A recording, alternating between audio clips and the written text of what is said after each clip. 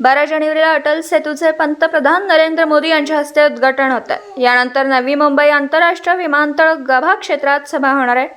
या सभास्थळाची आज मुख्यमंत्री एकनाथ शिंदे यांनी पाहणी केली। यावेळी त्यांनी या सभेच्या ठिकाणाचा आढावा घेतला। त्यावेळी त्यांनी अटल सेतू हा गेम चेंजर प्रकल्प असून टाइम सेव्हिंग असल्याचं सांगितलं। येणाऱ्या काळात निवडणुकीत जनताच विरोधकांचं ऑडिट करेल। येणाऱ्या निवडणुकीत जनताच उत्तर देईल।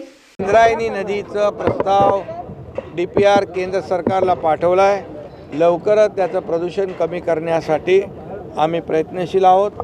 जसं हे डीप क्लीन ड्राईव्ह आहे तसं नद्या शुद्धीकरणाचं देखील प्रकल्प राज्य सरकारने टप्प्याटप्प्याने हाती घेतलेला आहे। हे पाणी जे आहे हे पाणी आपण म्हणालात काय दुष्काळ आहे आणि पाण्याचा कोणी म्हटलंय विरोधक म्हणतात त्यांनी पहिली माहिती घेतली पाहिजे। हे वापरात येणारं पाणी कसलं आहे?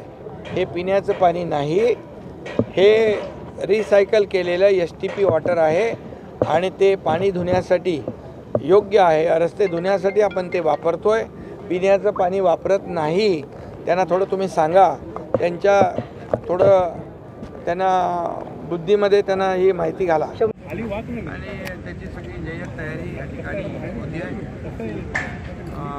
खरं म्हणजे हा MTHL हा गेम चेंजर प्रकल्प आहे। आपल्याला आधी म्हणाल या लोकांना मोठा दिलासा देणारा, वाहतूक कोंडीतून आणि वेळ वाचवणारा, एक पब्लिकचं एक क्वालिटी लाईफ जे आहे, म्हणजे आपल्या जिथे 2 तास लागतात तिथे 15 मिनिटामध्ये माणूस आपल्या घरी पोचू शकतो, आपल्या परिवाराला वेळ देऊ शकतो। त्यामुळे सगळ्याच बाबतीमध्ये इंधनाची बचत, वेळेची बचत, प्रदूषण कमी, हे पूर्णपणे फायद्याचा हा देशातला नंबर 1 प्रकल्प।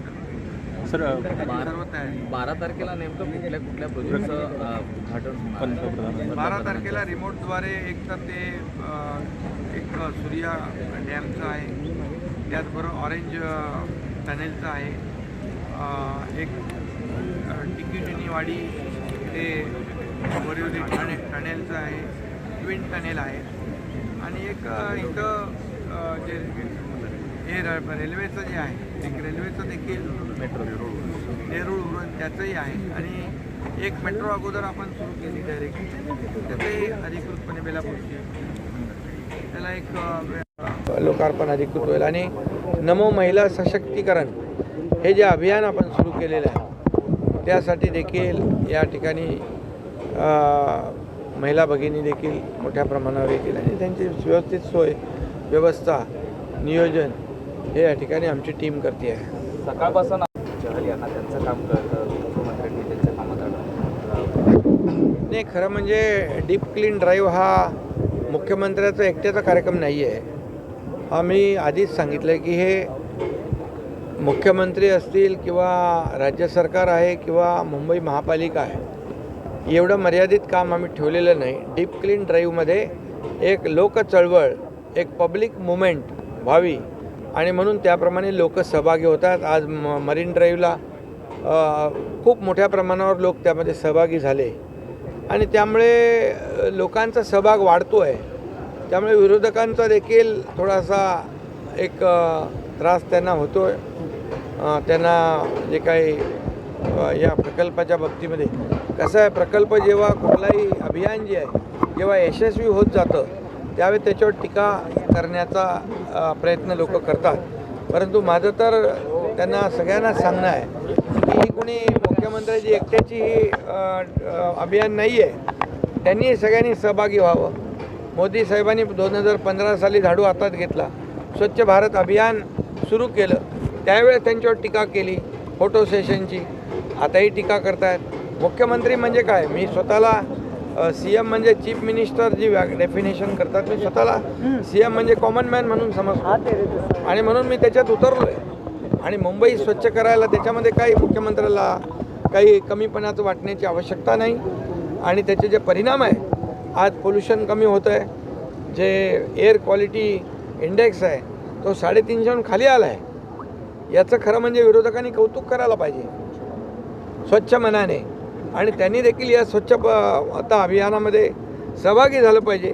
त्यांनी देखील स्वच्छता अभियानामध्ये झाडू घेऊन स्वच्छता केली, तर लोक देखील त्यांना धन्यवाद देतील. घालवणं आहे आणि या संपूर्ण कार्यक्रमाचं ऑडिट व्हायला हवं अशा पद्धतीची टीका बिलकुल सुरेश शासन भोयर यांनी आपल्या दारी हा लोकाभिमुख कार्यक्रम आहे. आज लाभ आणि निर्णय योजना शासनाच्या ठरलेल्या असतात.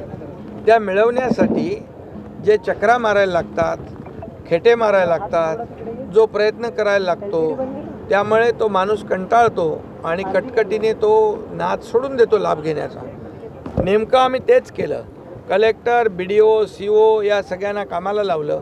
लाभार्थी शोधण्याचं काम त्यांनी केलं आणि लाभार्थी शोधून त्या ठिकाणी एकाच छताखाली त्यांना बोलवून त्यांना अगदी त्यांचा मान सन्मान राखून त्यांना लाभ दिला. ट्रॅक्टर दिले, घराच्या चाव्या दिल्या, पॉवर टिलर दिलं, हार्वेस्टर दिलं, सगळं शेतीला लागणारी अवजारं दिली आणि योजनांचे लाभ आम्ही प्रत्यक्ष त्यांना दिले.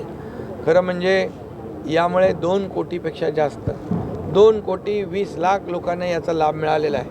मग 2,20,00,000 लोकांना मिळालेला लाभाचं ऑडिट त्यांनी करण्याची मागणी केली आहे.